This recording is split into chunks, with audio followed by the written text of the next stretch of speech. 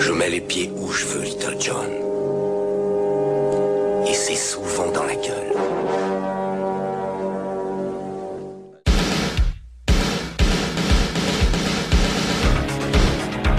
Je connais le kung-fu. Prouve-le-moi. Quatrième canne. Le petit dragon accroche sa proie. Et avec sa queue, il frappe.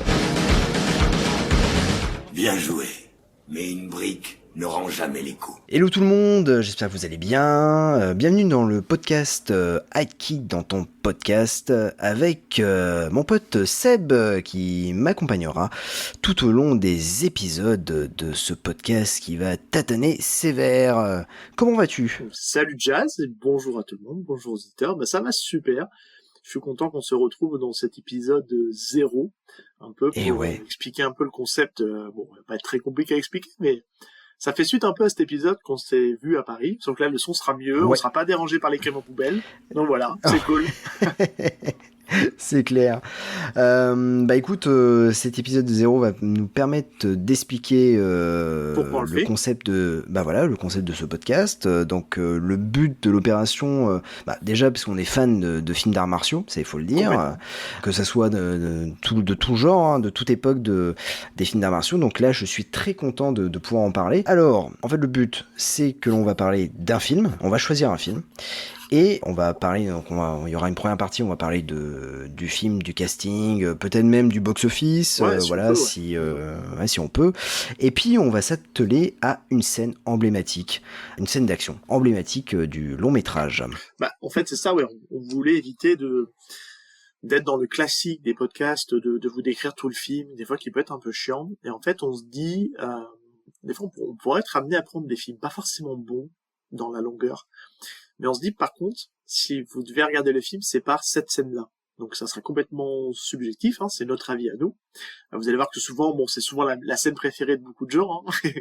On sera peut-être pas très original par moment parce que forcément le film il laisse pas trop de possibilités à ça. Mais l'idée, c'est vraiment par le biais d'une scène pour nous iconique, pour nous suffisamment emblématique, qui est juste suffisante à elle seule pour regarder le film. Ouais, totalement. Donc ça va nous permettre de trier nos VHS. Et nos DVD et de retrouver des petites pépites de Bloodsport en passant par Kickboxer, Never Back Down, voilà. Ouais, on pourrait aller aussi vers les Bloodfist, faire des trucs un peu plus underground. Bloodfist, tout ça, les John Wick, donc là ça va être vraiment très bien. Et puis bon, ça permet aussi de parler de certains acteurs emblématiques qui ont marqué le grand écran mais aussi le petit écran, notamment Gary Daniels, Scott Adkins, Olivier Gruner, Cynthia Rothrock. Voilà. Speckman, surtout. On pourra faire du Seagal aussi. Enfin, on ferme la porte à rien. En fait, on s'est fait un constat tous les deux, c'est que ce soit dans ton médium ou le mien, parce qu'il faut le rappeler aux auditeurs qui nous découvrent ici, on a aussi des podcasts à côté. Hein, tout à fait. Toi, tu fais Pelliprod où tu parles du cinéma au sens large, et moi plutôt sur la partie manga et aussi un peu film d'horreur. Avec Yatina Pilote en manga et La Passion du Crip. Bon, après j'ai un troisième podcast, mais à l'heure où on enregistre, faut qu'on arrive à trouver une formule pour le sortir régulièrement où on parle plutôt de la pop culture avec la waiting room. Mais là on s'est dit, purée, nos binômes respectifs sont pas ultra clients, on va dire, de films d'arts martiaux. Et c'est vrai que quand on s'est rencontrés sur Paris il y a déjà quelques mois de ça, on s'est découvert un peu cette passion commune des films d'arts martiaux et c'est vas-y, on fait quoi, on fait un podcast, quoi. Ça peut être rigolo d'en parler, quoi. Non, c'est clair. Et puis bon, c'est vrai que il y avait eu cet épisode sur Pelliprod qui était très cool. Ouais, c'est mais ça. Qui rend pas super bien, malheureusement. C'est sûr. Non, mais bon, après, c'est vrai que c'était un bon souvenir et c'était un bon kiff parce on est revenu sur pas mal de films et puis on a parlé de pas mal d'acteurs qui nous touchaient en fait, hein, vraiment. Marc Dacascos, Jackie Chan et tout ça. Et donc c'était vraiment très cool. Puis notamment aussi Jean-Claude Van Damme. Hein, ne surtout pas oublier Jean-Claude Van Damme qui est un peu le maître. Hein. Pour moi c'est le précurseur. Hein, je le dis souvent, c'est mon premier. Puis j'espère que vous, chers auditeurs, vous apprécierez en fait nous écouter en parler. Voilà. Mais en fait c'est ça. Faut que vous compreniez, auditeurs, c'est que on va faire du mainstream. Ça c'est clair. On va se faire kiffer à reparler de films et de se remémorer les scènes un peu emblématiques de certains films.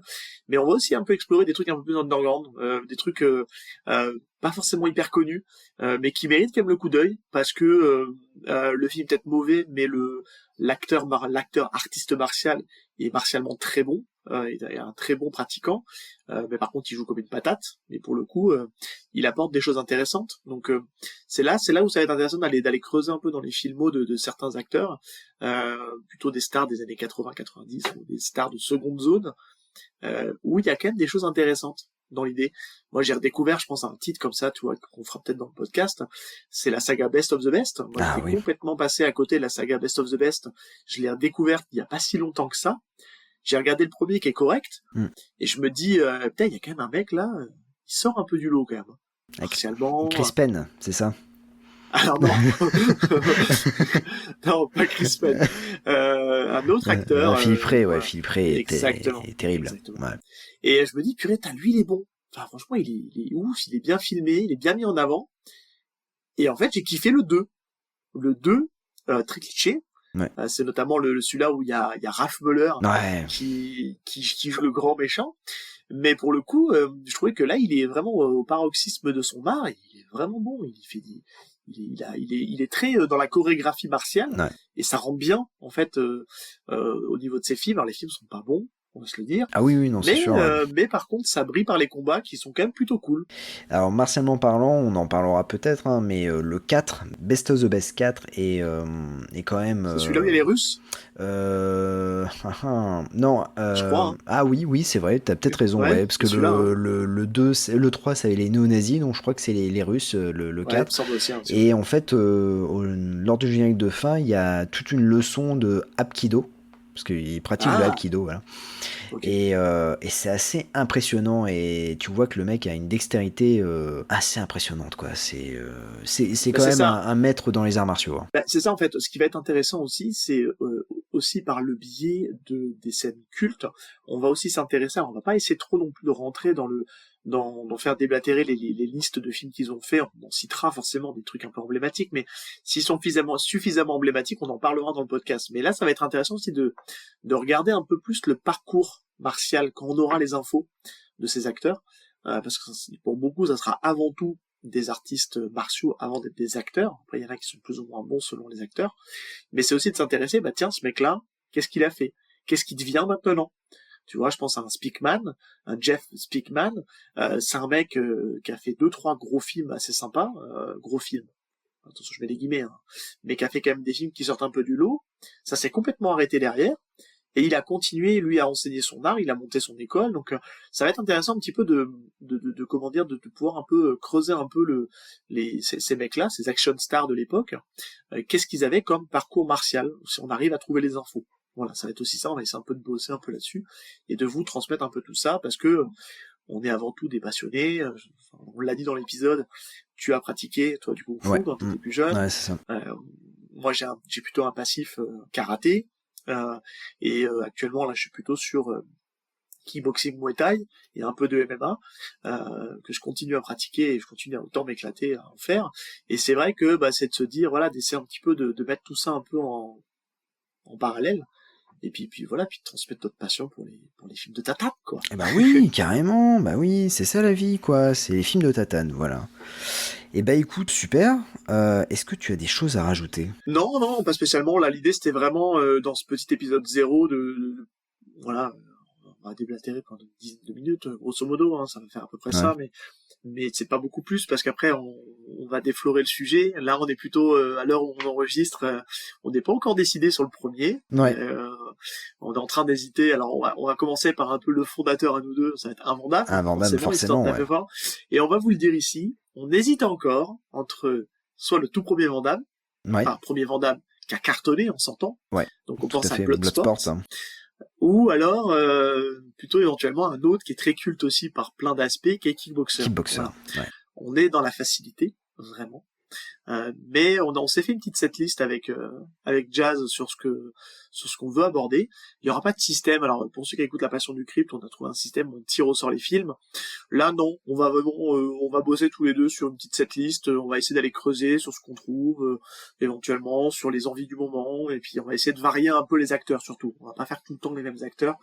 Donc là on commence par un Van Damme, le prochain sera peut-être un Seagal, peut-être un Scott Adkins, voilà, enfin on va essayer d'énumérer toutes les action stars, et puis encore une fois, on va se le dire aussi, on va être hébergé sur Encore, donc on va aussi bénéficier et profiter de cette feature qui est les commentaires sur les épisodes, donc on vous mettra aussi à contribution.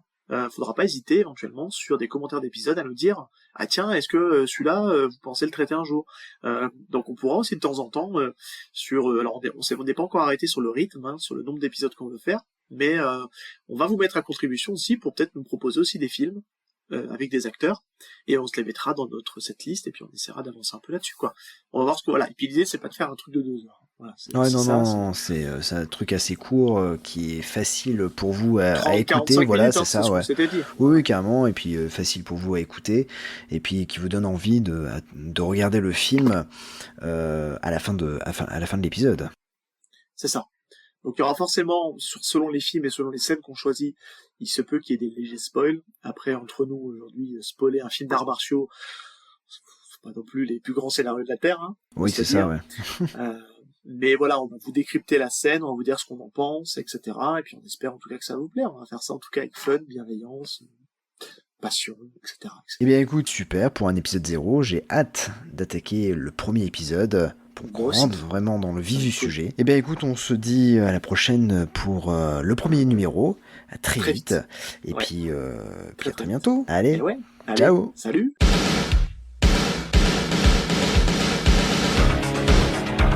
Je connais le kung-fu. Prouve-le-moi. 4e 4. Le petit dragon accroche sa proie. Et avec sa queue, il frappe. Bien joué. Mais une brique ne rend jamais les coups.